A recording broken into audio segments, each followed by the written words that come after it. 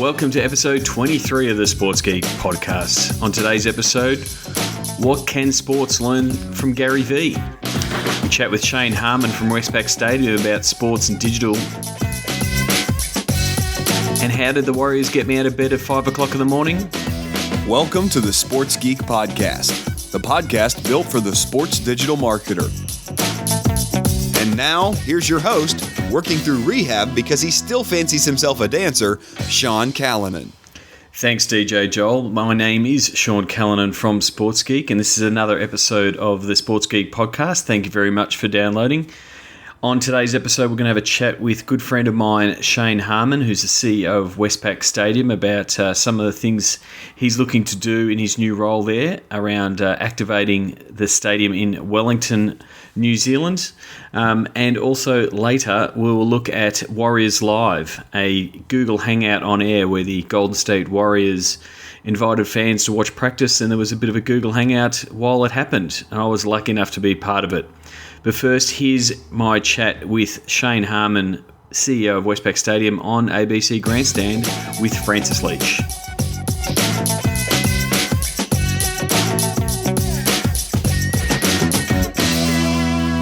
G'day, Sean. G'day, Francis. How you doing? Not too bad. Another interesting week. It was hashtag Socceroos, hashtag Ange. Yeah, hashtag welcome Ange, hashtag farewell Ange, wasn't it? That ruled the Twitterverse this week. It was. And it was a good appointment by the Socceroos and pretty well received by most football fans. Indeed it was. And last night was a really nice way to send him off. Now, what's been happening this week? You've been touching down with a guy who maybe has a lesson or two for some of our big sports conglomerates on how to stay in touch and be authentic with fans. Yeah, there's I guess he's a social media expert and a wine entrepreneur, Gary Vaynerchuk, who's based out of New York, I think, and at Gary V with a couple of E's on the end on Twitter. He's got over 1 million followers. That's a powerful platform. Yeah, it is a powerful platform. He's not well known for a book called Crush It. So he's a bit of a social media Anthony Robbins, really motivating but telling people how to use social to connect with their audience. He's done it with his wine business, and now he sort of teaches people in that space, and is an author in that space. And so he's got a new book coming out called Jab, Jab, Jab, Right Hook, which is a bit of a metaphor for his method using social. And so I knew it was coming out. I keep an eye on what he's doing. But on Twitter the other day, I got a tweet from an account called, it was JJB.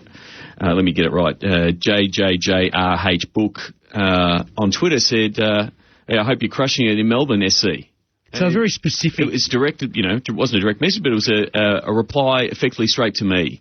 And so whether they've identified me, used a tool like Clout or just... And can you do that? Can you work out if you've got somebody who's a regular follower who's maybe interacted with you two or three times? You can. So you can do it with influencers or even just targeting people you think might be a good candidate for your product. And so it was a little reaching out. And so I just went, the idea is right. Like, I knew about the book, but I retweeted and said, you've got to give Gary V some credit. He's really reaching and hustling to get that book out. And then, on top of that, I wasn't expecting anything, but then Gary's replied, thanks, Sean, good luck with it. So, and he's replied, with his 1 million followers. So I think, the lesson I take away from that from a sports point of view is to not forget that, Twitter especially is an engagement platform, and it is a conversation platform. And that's pretty much how Twitter are pitching it. They're not pitching themselves even as a social network anymore. They're saying they're an engagement conversation platform. So not to forget that that's what the platform is for, and the value of reaching out and connecting with those fans. So, there is a lot of sports that see that follower number and go, good, we're getting that reach, or we're getting those follower numbers and just becoming a broadcast platform. Because it is pretty hard to find a new Twitter account or a new initiative on Twitter if you're not following that particular account really closely. So, what advantages could a league or a team have by, having something that reaches out to their fans, whether it's to say thank you, thanks for being a member, or would love to see you to come to a game, or did you know we've got a special promotion coming up? There's a fine balance to becoming straight out spam, I guess, but something tactical, but making sure you're staying in that conversation realm is really important. Indeed, and can have a lasting impact. That means there's a level of authenticity with the fan, and that's what really has, a serious impost on their conviction for your team or whatever brand that you're trying to sell on. And I guess that's something that our next guest can tell us about, because he had to build an entirely new tribe on Twitter for the Rugby World Cup, which up to that point, 2 years ago, didn't really know how to engage social media.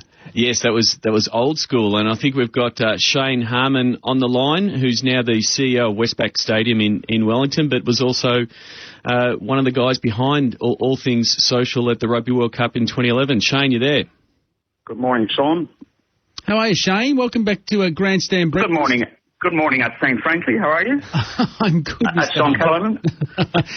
2 years ago, the Rugby World Cup. And when you took that on, did the Rugby World Cup have any social media presence to speak of at all? No, none whatsoever. None. And look, it really was. It really was fairly early days in that space, because we established those platforms in around 2008.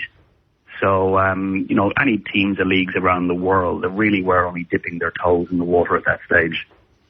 And, sort of taking a similar scenario that Gary Vee with his book there, you were reaching out to fans in a one-on-one basis to inform them of when the game was on, how to get tickets, and really to strengthen those ties with those fans so you could sell those tickets. Yeah, I think, Sean, we built probably the early for us, the Facebook was the most important platform, because it became our most significant marketing tool for international marketing. We didn't have budgets that were going to extend to above-the-line campaigns internationally. So Facebook became critically important for us, and we built up a Facebook page following of around 1.6 million, but 89% of those were outside of New Zealand, which was extraordinary. And Facebook became the number 2 driver of traffic to our ticketing website. So we absolutely used it for business objectives to sell tickets, but also to engage fans as well. We ran multiple promotions.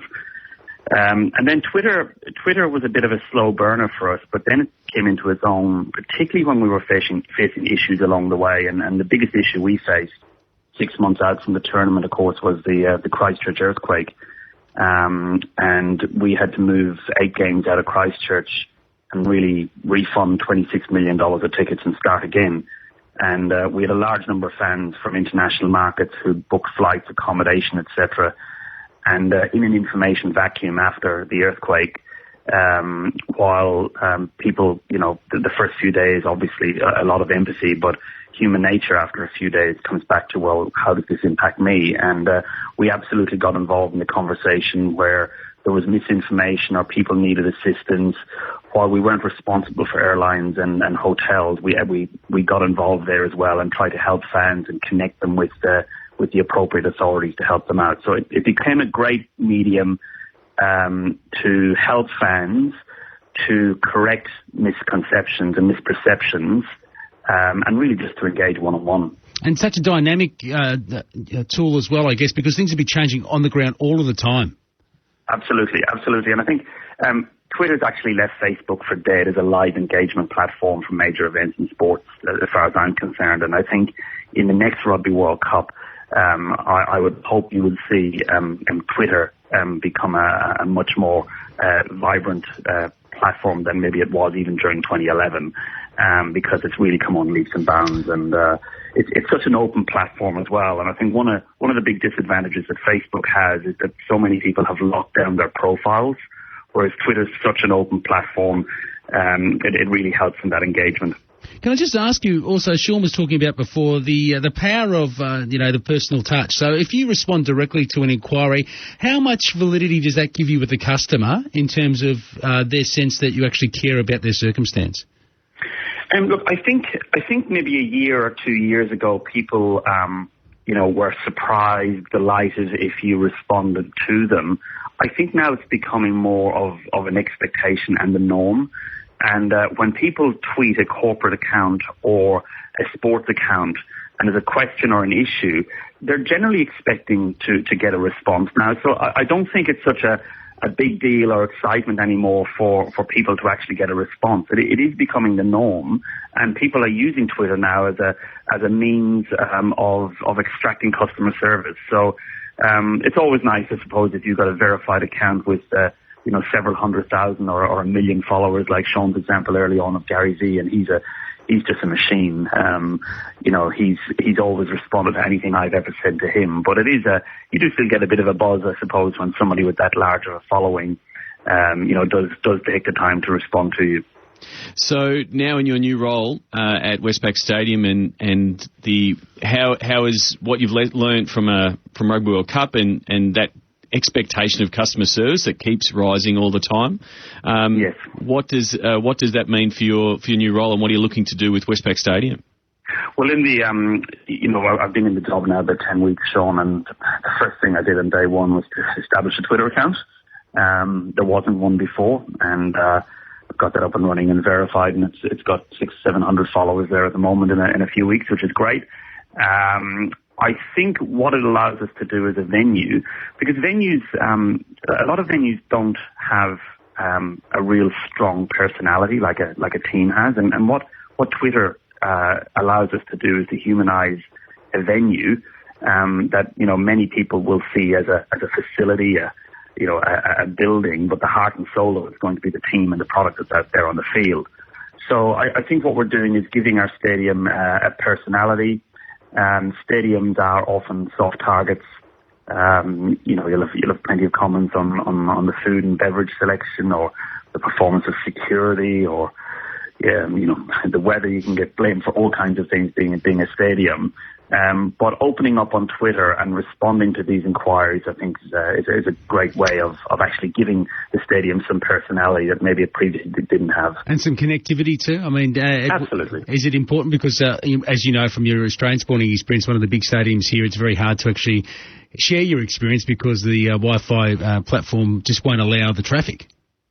Yeah, and we're investigating that at the moment, and I see there's been a couple of stadiums now in Australia that's taken that leap in the SCG and ANZ Stadium, and I think it'll be a domino effect. I think in 10 years' time, free Wi-Fi is going to have the same expectation amongst fans as tap water. Free Wi-Fi in Australia, we're still not paying $27 an hour in your local hotel when you check in.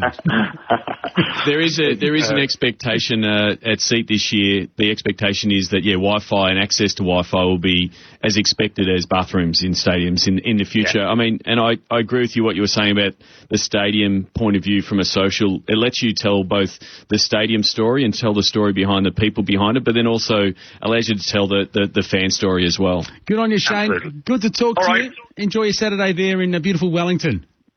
Thanks very much. Shane Harmon is the CEO of Westpac Stadium, the Cake Tin in Wellington, and formerly in charge of the social media and the publicity for the Rugby World Cup there. So give it a follow at Westpac Stadium. Of course, it hosts AFL now. The Saints are playing there.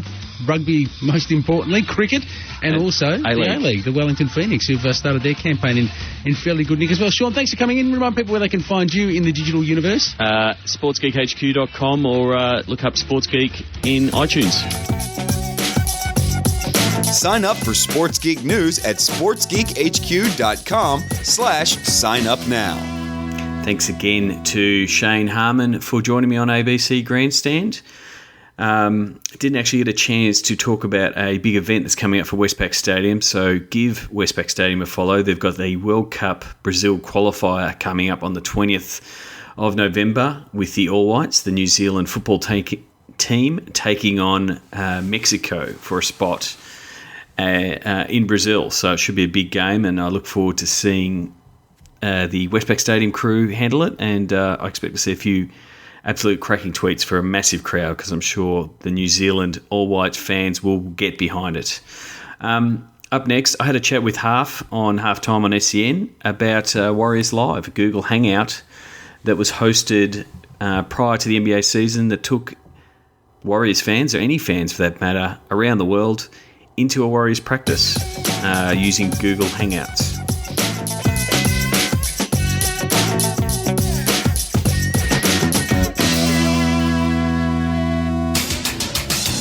Sean Carolan, our sports digital media guru for SportsGeekHQ.com. He's back again on the Wednesday afternoon. G'day, Sean. G'day, Huff. How you doing? Going very well, mate. Very well indeed. Opening night of the NBA season. I'm sure you're very excited. Yes, I am. It's good to have the NBA back. it's good to see all the teams finally out there. Opening night tonight. But earlier or on the weekend, I was lucky enough to participate in what was called Warriors Live. What's Warriors Live? So the Golden State Warriors hosted a Google Hangout, and they provided live coverage from Warriors practice. And I was one Video of the coverage? video coverage, and they had a few guests talking about the Warriors season coming up, and I was representing Andrew Bogut's hometown of Melbourne. So so like they wanted to know the feeling of what the Aussie fans down under thought of the Warriors. And obviously it was a day after Big Bogey Man signed the extension, so they were all pretty happy. And the Warriors are one of the top-rated League Pass teams. So, when you hear that Steph Curry's about to go ballistic, you flick it over on your mobile or whatever. So, so they ran it via Google Hangout. So it was pretty cool. They had Festus Azili, a second-year centre who's rehabbing an injured knee, was on the Google Hangout as well. So the fans were firing in questions. Yep. And a few of so they had Aaron, who's one of their sports broadcasters on it. They had Al, who's a comedian on The Daily Show. We're all firing questions and then just talking about the general game, and then we were flicking and sort of watching them have practice. They had a three-point shootout, and then we saw Andrew Bogut take the rookies through their hazing and their ritual. So they gave them a few, I think it was a One Direction backpack and some pink beanies. So you can still check that out. Watch it. Like it's 80 minutes long of us talking about the Warriors season coming up and watching them run up and down the court and talk about the season at hand. So it just provides them, another way of connecting with the fans. It was embeddable, streaming live on YouTube, and you can now watch the replay. So there's potential for more teams to sort of use that as a platform to, provide that closer access. Well, Wayne and Elwood must have been involved in this or watching this. So Wayne, good afternoon.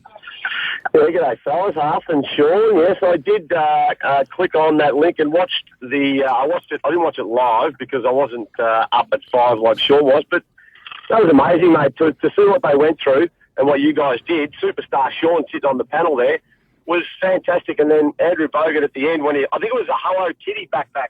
Yeah, one was a Hello Kitty.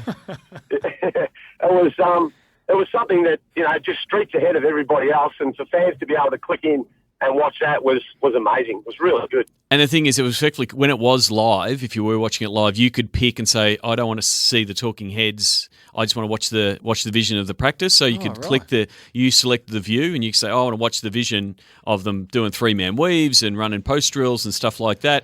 But you were still having the chatter backwards and forwards.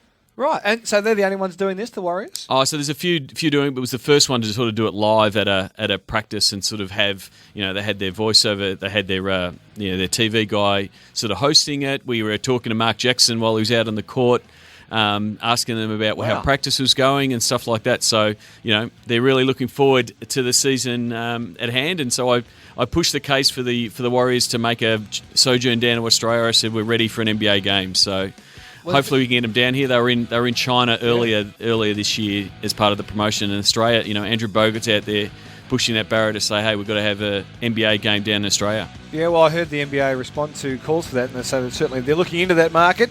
Who knows what that means? But we'd like pre-season game. If you're going to go to China, you might as well come to Australia. Well, Australia's about the only market that hasn't, and now we've got Matthew Dellavedova, Paddy Mills, Aaron Baines, Andrew Bogut. We've got 4 guys, playing in the NBA. We deserve a spot. If you want to check out the Warriors Live episode, they're 80 minutes of goodness, check out sportsgeekhq.com. Thank you, Sean. No worries, mate. Need help with your content?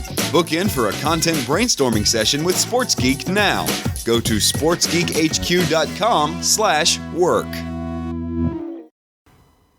So I want to say thank you to the Warriors team. So Kev Akers, who I've known for a seat for the last couple of years, and Kevin Cote. Thanks for inviting me, and Kenny Lau from the Golden State Warriors. Thanks to the guys from Google who helped get it all set up. So I'm hoping to catch up with Greg Wright, who helped set it up for Google. I think the product itself, the Google Hangouts on Air, the fact that you can start streaming it and embed it on a site, which is what the Warriors did, I think it's a really effective YouTube product.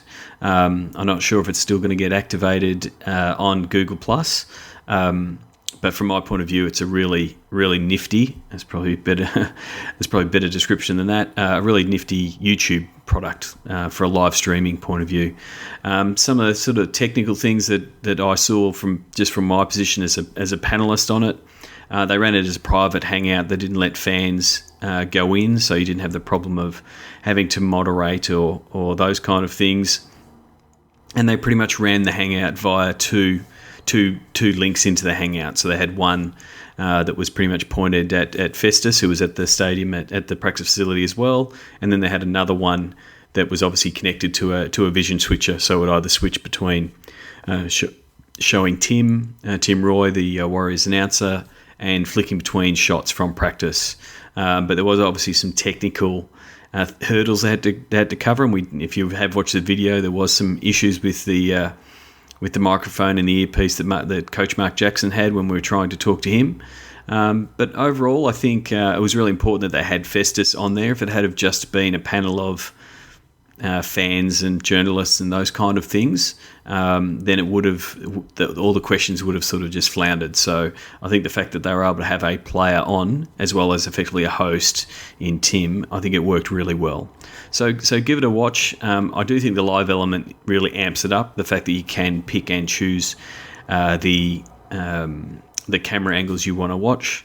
I think probably if I had some feedback on how it ran, I think it could have had a bit more of a smoother rundown. I thought that it started quite well with the Stephen Curry giving a bit of a tour of the practice facility, but then they sort of went into sort of a general practice. They promised a 3-point shootout, but it wasn't really covered on the hangout itself.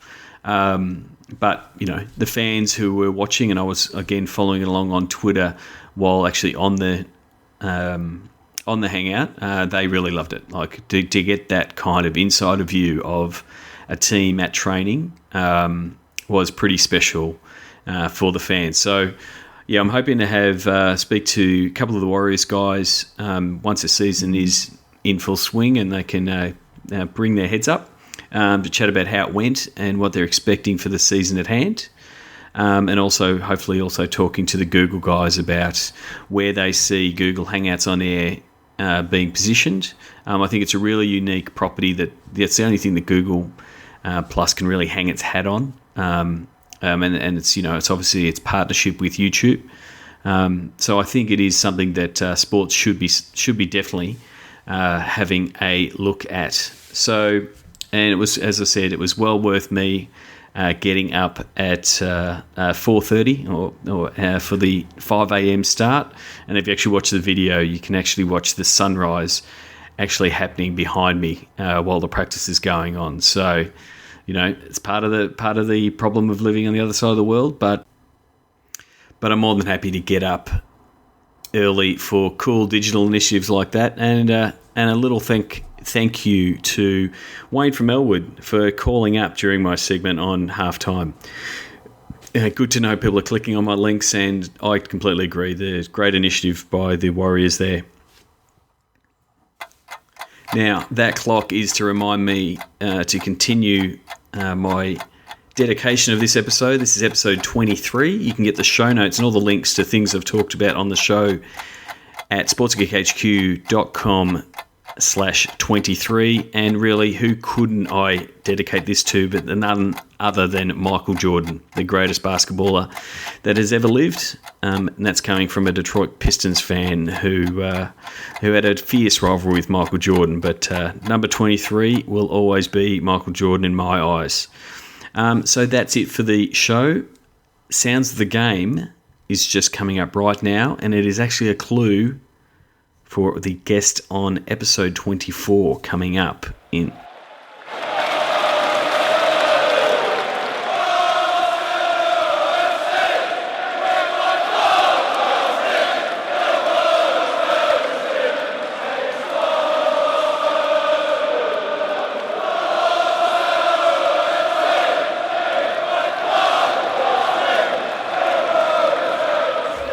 So if you're not familiar with English football, that crowd noise and that sounds of the game was from Arsenal.